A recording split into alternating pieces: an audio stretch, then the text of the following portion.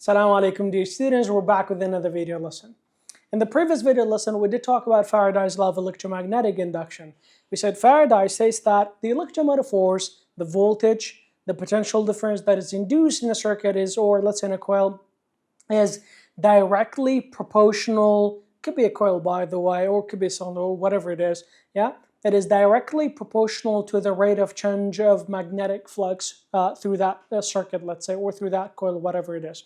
So once again, as long as there is a change in the magnetic flux, there is always an induced electromotive force, of course, created, you can say, or induced or generated as well. And of course, we did have the equations for that as well. We said the electromotive force that is induced equal to negative N delta, or change in the magnetic flux, divided by the delta time. Let me remind you the equation one more time. We said instead of that, of course, we can also use this equation as well. Let's move this one up a little so we can write here.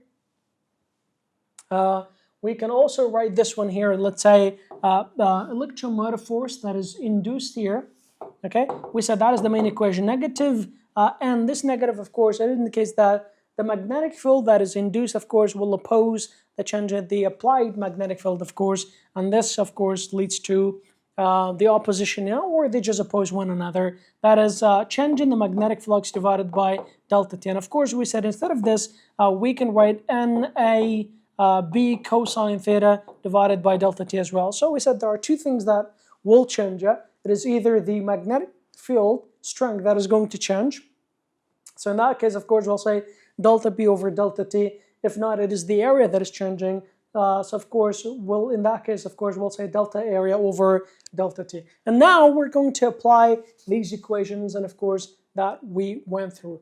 Okay, now take a look at this one here. It says what? A coil of 25 turns of wire is wrapped around a hollow tube with an area of this much. Each turn has the same area as the tube. A uniform magnetic field is applied at right angle. Remember this. It says, whenever it says right angle, that means cosine theta is 0 here, or the angle is 0. And of course, cosine 0 is going to be 1 to the plane of the coil. If the field increases uniformly from, let's say, this much T, that is, you can say B1 here, okay, to this much Tesla, that is basically B2 here, in 0.85 seconds, that is a delta T. Find the magnitude of the induced electromotive force in the coil. So here, first of all, you're going to find the magnitude of the induced electromotive force, and then if the resistance in the coil is this much, 2.5 ohms, find the magnitude of the induced current as well. So here you need to find two things. First of all, the induced electromotive force, and then after that, the induced current as well. And of course, if you remember in the previous lesson, we said whenever resistance is given, you're more likely going to use Ohm's law, which is V equal to IR, and then of course you're going to find the current there. Okay, so here's what we have. So let's solve this question together. Okay. Okay. Right. Now take a look here. So once again, we have N. How do we find the electromotive force here? I'm not going to write the given information. Well, you're supposed to write the information that is given. So let's just go ahead and write it. So basically, N is 25 turns. I was not about to write it, but then I have changed my mind. So we have an area which is 1.8 meters squared, and then what else? Each turn has the uniform magnetic field is applied at right angle here. So we say theta is 0, cosine 0 is 1, and then if the plane or if the field increases uniformly, so we have B1 is 0, B2 is basically 0.55 Tesla. This is also Tesla. Okay, and then in delta T, we have a time of 0.5, is it 85? It is 85 seconds. 85 seconds. And then find the magnitude of the induced electromotive force here. So we're going to find the electromotive force first, and then we're going to find the current. But don't forget the resistance, if the resistance given is 2.5 ohms here. Okay, let's use this one here. So first of all, we're going to find the induced electromotive force. Induced, by the way, because the magnetic field is changing here, so of course we have delta B, or we're going to write the, let me write this one more properly here. So remember this, I'll do this one perhaps one time, so it's very important to know this one. So here's the main equation, negative n delta, change in the magnetic flux over delta time. But remember this, yeah?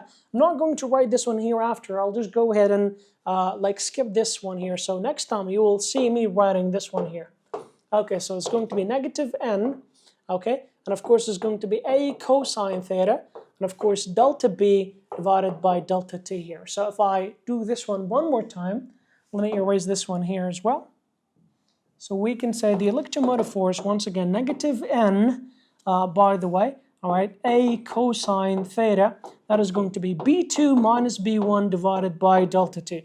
By the way, you could have found delta b over delta t, like all at once, or delta b together. I mean, and then you could have done the subtraction, and then of course you could have plugged the number right into the equation. That is also applicable, but that is fine as well. So induced electromotive force, negative n, the number of turns is basically 25 turns, multiplied by the cross-sectional area, it is 1.8, multiplied by cosine, we said 0, right, multiplied by, here, remember this, B2 is basically 0.55 minus 0 divided by delta time, which is 0.85 here. You do the math, of course, you'll find the induced electromotive force, which is going to be, by the way, since we have a negative here, so it's going to be negative something voltage here. Okay, so we're going to, you can use the calculator to find the answer here.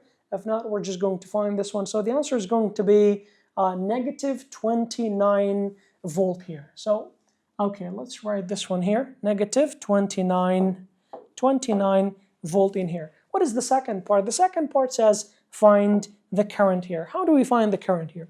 Okay, using Ohm's law, of course, V is the same as electromotive force that is induced here equal to I times R here. So we want the current. The current equals to electromotive force induced divided by the resistance, which was negative 29 divided by a resistance of 2.5. You do the math, of course, you'll find the answer in ohms as well. No, my bad, because we found the current here, so it is going to be in amperes. Okay, so basically this is how you are going to solve this one, which is going to be negative 12 amperes.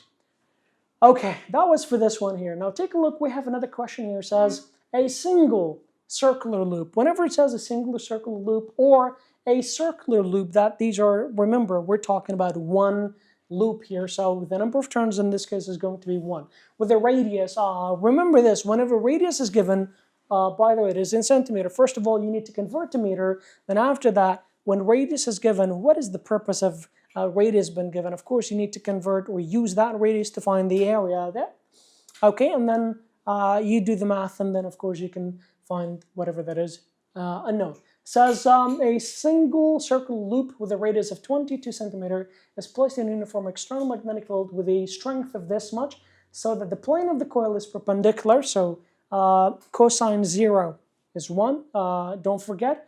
And then the coil is pulled steadily out. So remember this. This is also, let me do this one as well. Says the coil is pulled out. So in this case, remember that is the second, in another word, we can say the second magnetic field strength is going to be 0. Okay, so watch this. A single loop, that means the number of turns is going to be 1 turn. All right. What else do we have? We have a radius.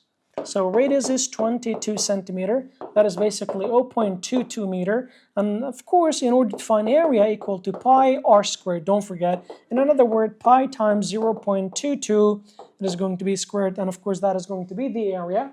Okay. And then we have magnetic field strength. We can say B1 is basically 0.50 Tesla. Okay, and then so that the plane of the coil is perpendicular, that means theta is going to be 0, cosine 0 is 1. The coil is pulled out steadily, that means B2 is going to be 0, don't forget. Okay, the field, which is basically in a time of, let me write the time perhaps up a little. Okay, I think it's a delta t. Oh, that's not delta t. Okay, so delta t is basically 0.25 seconds. Okay. Find the average induced electromotive force during this interval. I'm not going to do the whole math, but of course, I'll just start with the equation here. So electromotive force equal to NA, by the way, because the magnetic field is changing, so we can say NA cosine theta, once again, B2 minus B1 divided by delta T. Okay, so we do have the number of turns, which is 1. Okay, we have the area. Let's say if you do the math here, you'll find the area. Cosine 0, and of course B2 is going to be 0 here, and then B1, which is basically 0.50 Tesla. The time is 0.25. You do the math, of course, you'll find the answer in volt. That is the basically electromotive force that is induced. You can say generated as well. That is also fine. Okay, you can see these are basically, or this was added question. This is very similar to what you have seen above. Okay, now we have another one here. It says what? A coil with 205 turns of wire. Total resistance. Remember, whenever resistance is given, more likely you are being asked to find the current. Okay, and then a cross-sectional area of this much is positioned with it is pulling perpendicular to the field of a powerful electromagnet. What average current is induced in the coil during this much that the magnetic field drops from? When it says drops from, that means it is decreasing, yeah? So basically this one becomes magnetic field, or let's say B1, of course, this is B2. So basically, here's what you're going to do. First of all, you're going to, it says, find what? What is the average current, yeah? So we normally say, using Ohm's law, basically, by the way, at this point, there's no difference if I write electromotive force induced or voltage as well. These two things are literally the same thing here. So I basically times R, we want the current here, yeah? So current is basically equal to electromotive force induced over the resistance here, but we don't have electromotive force here. So this electromotive force, once again, equal to negative NA cosine theta. That is going to be B2 minus B1 over delta T. So of course, you find the electromotive force, and then you plug it into the equation, then you will be able to find the average current in the equation, or that has been required. That is super easy. Okay, now take a look at this one here. I'll try to do this one as well because there's an idea in this one. It says a circular wire loop.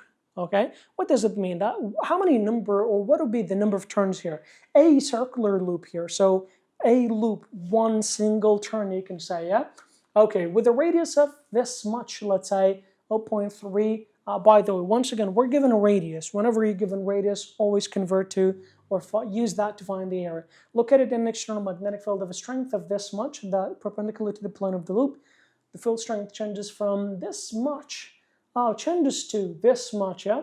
So the plus and minus sign for the magnetic field refers to the opposite direction through the coil. Find the magnitude of the average induced electromotive force during this interval. I believe this is easy enough. Just remember one thing here. When we find delta T here, so I mean delta B here, so B2 minus B1, yes? Divided by delta T here. So B2 here is going to be negative 0.25. That is, remember, B2. Minus, what about B1 here? It is positive this much, yeah? But we don't care. We'll just use the equation that as it is, which is basically B2 minus B1. B2 is already negative in the equation. This is positive, we don't care, so we'll just write it. So minus 0.35, and of course divided by 1.5 second. So this will be part of the equation, yeah? Just be aware of this part, and then the rest, of course, you know how to do this one, yeah? Don't forget, yeah? This was not the answer. That was just regarding delta B over delta T. So you will have to multiply with the rest, which is negative NA cosine, and then delta B over delta T. Okay, and of course, this is going to be the answer right here. Now take a look at question 10. Says a flexible loop of conducting wire has a radius of this much. By the way, take a look at this question. This is the only question that we have where the area changes instead of magnetic field here, or magnetic field strength, let's say. So let's solve this question as well and see how it is done, or what is the idea in this question. All right, so that is what we have. Okay. So let's, first of all, let's write the information that is given. It says a flexible loop, so we have a loop, yeah? So the number of turns, you can say n is basically equal to 1 turn, okay? And then conducting wire of radius, so remember this, The radius, whenever radius is given, you can find the area with, which is 0.12, that is meter, yeah? Okay, so using this one, of course, we can say area equals to pi r squared in here. So which is pi multiplied by 0.12, that is squared. Of course, you can find the area here. Later on, we call this one area 1, but not yet. Okay, but not yet. Okay, says then it's perpendicular to uniform magnetic field with the strength of this one. So we have a magnetic field, let's say, and the strength of this magnetic field is 0.15 Tesla. Says, by the way, says, okay, the loop grabs that opposite end, and of course it is stretched until it loses to an area of this much. So remember, we used the first r to find the area, so we can call this one area 1. So, and of course, this loop is grasped, or you can say the area has changed. So if the area changed, the previous one is going to be area 1, and this one is going to be area 2, which is going to be 3 times 10 to the power negative 3, that is meter squared. So now we have area 1 and area 2 here. So as in figure B, below you can see if it takes 0.2 seconds, so we have delta T, which is 0.2 seconds, okay, to close the loop. Find the magnitude of the average electromotive force induced during the loop, or induced in the loop during this time. But one thing that I didn't mention is this is perpendicular to uniform field, so that means theta is basically going to be 0. So remember, these are the information that is that you need. So using this, of course, you can find whatever that is needed. Find the magnitude of the average electromotive force. So find electromotive force in here. So how do you find electromotive force? We do know that electromotive force equal to negative, and remember, this time we're not going to say area times cosine theta. We'll say B cosine theta. All right, we have delta, or change in area, divided by delta T in here. Once again, electromotive force equal to NB. All right, NB cosine theta. All right, we can say area 2 minus area 1 divided by delta T right here. So of course it's going to be negative 1 times, what is B? B is basically 0.15 Tesla. I don't need to write the Tesla now. Okay, multiplied by cosine 0, multiplied by area 2, which was 3 times 10 to the power negative 3, minus, what about area 1? I didn't find area 1, you can find area 1. Let's see what is area 1 equal to. Okay, I think I'll have to move this one up a little. Was this one. Area 1 is basically 3 times, no, actually, it is 0.045, yeah? 0.045. Keep that number in mind. Okay, so, okay, I think, here, so 0.045, and then divided by delta T, and all this happened in a time of 0.2 seconds, not 25. So 0.20 second. Let's make this one, the second, more clear perhaps.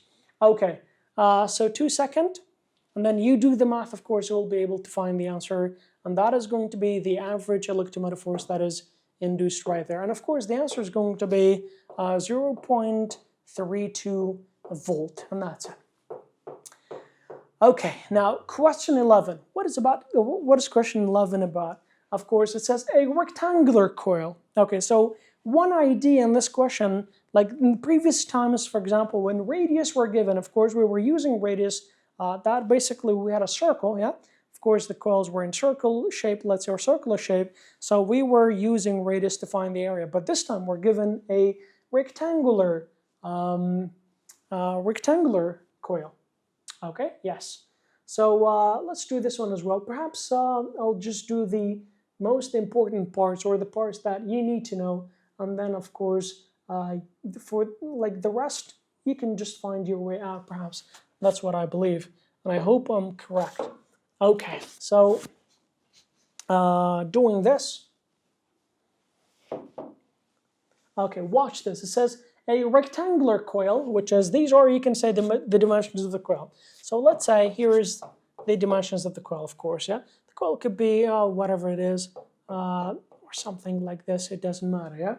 Okay, and of course it could be more than this, but imagine if this is a rectangular coil, we have dimensions, yeah? So one of them is basically, let's say 0.055, and then the other one is 0.085, yeah? So how do you find the area of a coil? The area of a coil is basically length times its width here, or you could, it doesn't matter which one is the length, which one is the width, as long as you have the two dimensions, you just multiply them, and of course you'll find the area. That is the one of the idea in this question here, okay? It says is positioned so that it is cross-sectional area is perpendicular, so sine theta, the angle is 0, cosine angle is, or cosine 0 is 1 of a magnetic field. You can see B, the coil has 75 turns, the total resistance is this much. Whenever the resistance is given, remember, you're more likely going to use Ohm's law.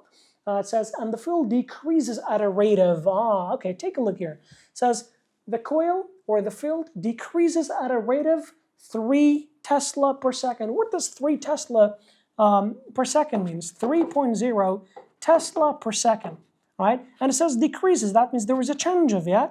Can we say this is something, or this is what we have for delta B over delta T?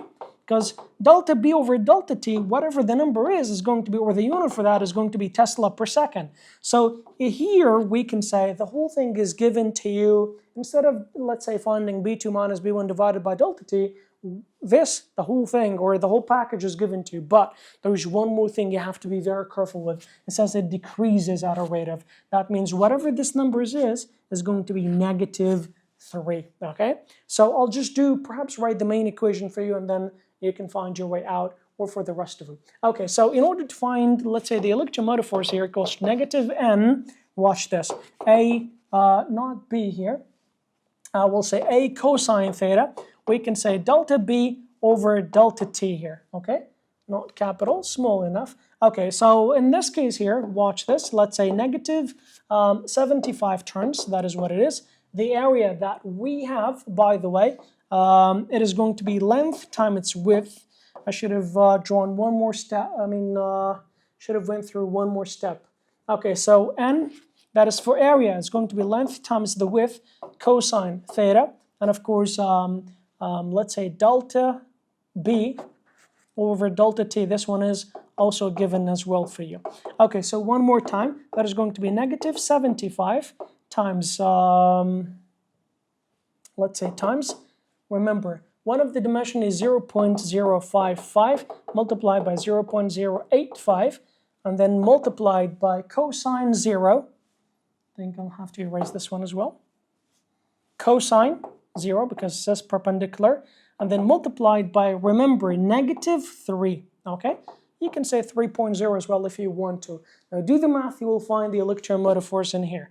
Now as for the second part, it says find the, what is the magnitude of the induced current, yeah? So in order to find the current here, if I can have time. All right, so let's say we know that electromotive, or using Ohm's law, equal to I times R, yeah? We want the current, so the current equal to electromotive force divided by the resistance here. So whatever you found, divide by the resistance, which is 8.7.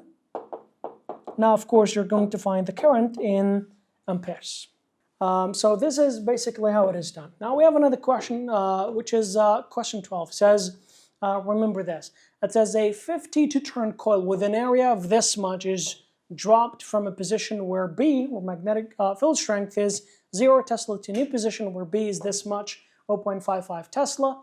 If the displacement occurs in 0.25 seconds and the area of the coil is perpendicular to the magnetic field lines, what is the resulting average electromotive force? And of course, we've solved questions like this a lot, so of course you can do this one with the other one. So pretty similar to what we have done before. Okay, now as for this one here, perhaps this is a little bit different than previously, because this, or the requirement here, is basically for the time. Perhaps we can do this one as well. What does it say? It says a student attempts to make a simple generator by passing a single loop. That is one loop, or the number of turns is going to be 1 here of wire between the poles of a horseshoe magnet with a 2.5 times 10 to the power negative 2 Tesla field. The area of the loop is this much. meter squared and is moved perpendicular to the magnetic field lines in what time interval? So you see the requirement of this question is different. They want the time, that is 1, okay? In what time interval will the student have to move the loop out? Remember, it says move out, yeah? So in this case, magnetic field strength is going to be 0, or you can say the second magnetic field strength is going to be 0. And then in order to induce an electromotive force of 1.5 volt. Is this a practical generator? That is going to be the second part of the equation, or the second part of the question here. So let's try and see if we can solve this one here. Perhaps I can use this space to answer this one here. So what we're going to do is basically, let me move this a little bit or scroll down. Okay, so what we're going to do here, we're trying to find the time here. So using the equation here, electromotive force equal to negative n a cosine theta, okay? And then multiply by, once again, b2 minus b1 divided by delta t. We're trying to find delta t here. So make delta t the subject. So equals to n a cosine theta. By the way, we can say multiply by b2 minus b1 and then divided by the electromotive force in here. So the number of turns is 1. We basically have the number of turns. We have the area perpendicular, so cosine 0, 1. B2 is going to be 0 because it says what? It says moved out of the, move the loop out, yeah? Okay, and then of course we have B1 here, and this one is 1.5. So you are going to find the time, and the time that you are going to find is basically 1.3 times 10 to the power negative 4 seconds. And of course this time is, let's say, pretty short. That is one thing for sure. And then the second part of the question says, is this a practical generator? Of course it's not going to be a practical generator because all it can generate is 1.5 volt, which is not enough. Imagine generating something just for the sake of 1.5 volt, yeah? You could have just used a battery instead of that, yeah? But the answer to that question, no, it is not a practical generator because the voltage induced is very low. Okay, now we have question 47. We'll try to focus on this one as well. It says a coil of this much turn and the area of this much is removed from a uniform magnetic field at an angle of 45 degrees here. So you can see this is the first time that an angle is given, yeah?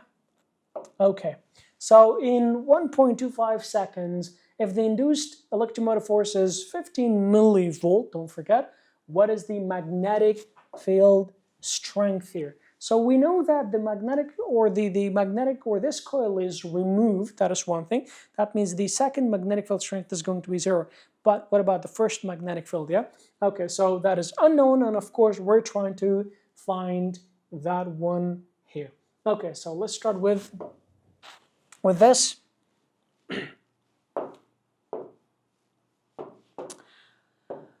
Okay, how about we write the information that is given? The number of turns is basically 325 turns.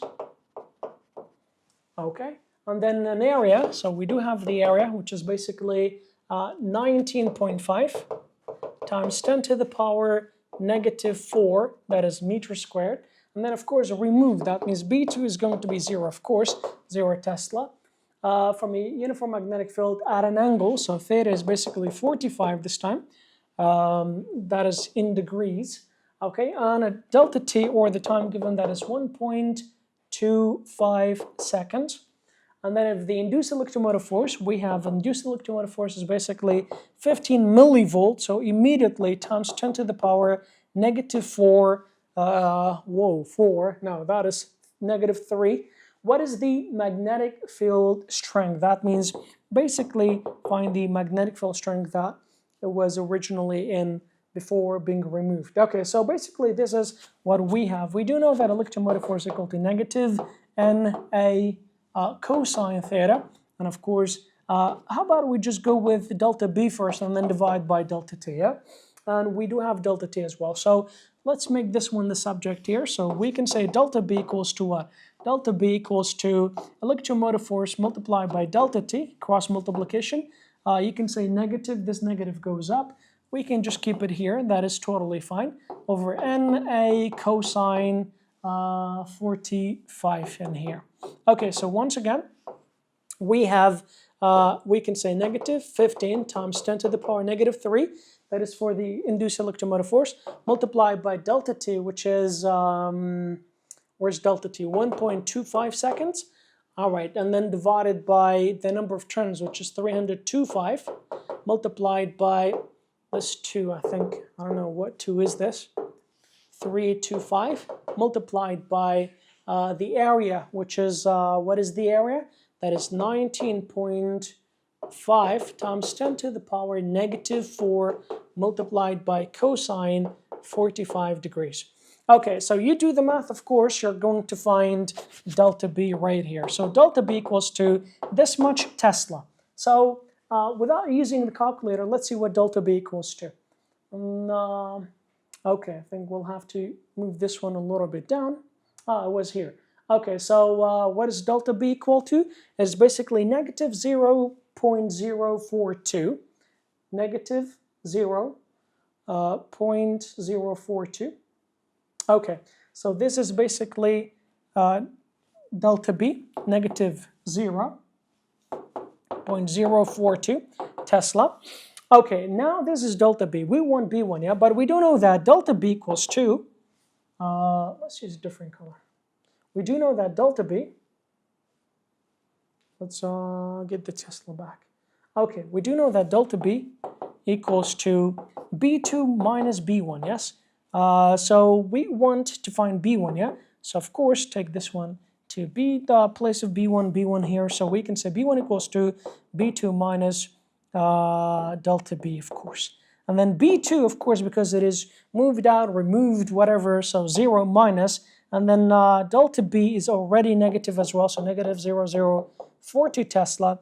And then, of course, you get a positive value, which is going to be 0.042 Tesla. And this is basically going to be B1. That is the magnetic field strength that the coil was in before it was being removed. And by the way, instead of this, you can write 42 millitesla as well. That is also applicable.